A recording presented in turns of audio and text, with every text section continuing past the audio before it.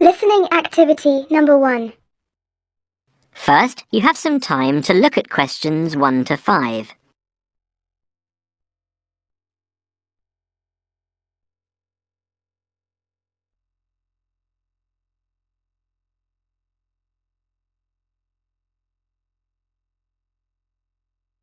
You will see that the Classes. space now.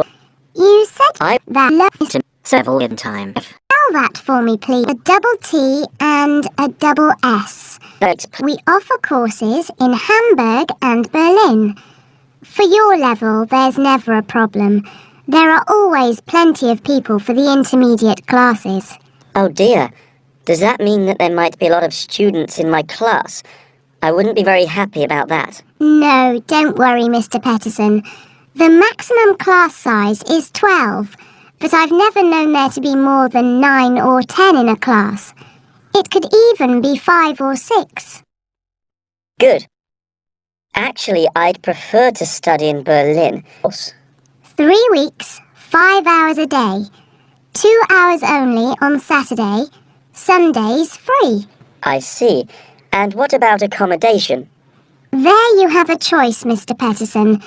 You can either stay with a German family used to having such guests, or you can stay on the university campus, or we can book you into a nearby bed and breakfast. Is there a big difference in price? Not really. Staying with the family works out the cheapest, and the bed and breakfast is a bit more money. Staying on the university campus comes somewhere between the two price-wise, but Berlin is not too expensive anyway. Which do you recommend? Well, if you want to practice your German and be part of a German family, I would recommend staying with a family. Our families are all hand-picked, and we've never had any sort of complaint.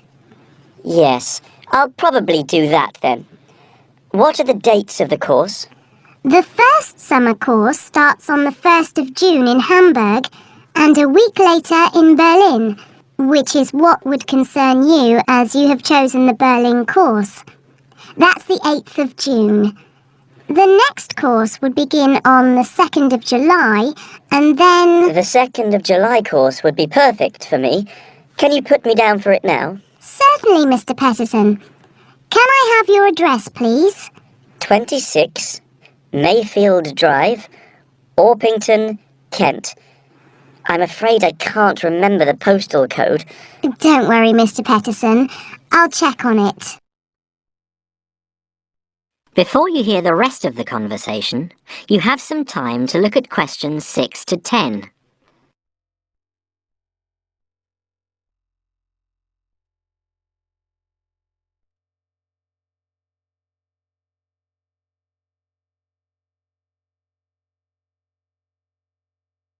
Now listen and answer questions 6 to 10. There are a couple of other things I'd like to ask. Certainly. What do I need to bring on the course? Well, apart from the obvious, you'll need our textbooks. I'll email you the name and publisher. You should be able to find it in your local bookstore.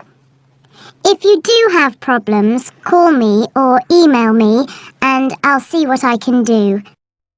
We provide the computers, computer disks, translation exercises and all that sort of thing, but you will need a good dictionary. We recommend Langenscheidt, which is more than adequate for your level. You don't have to go and spend a lot of money on an expensive dictionary. Not yet, anyway.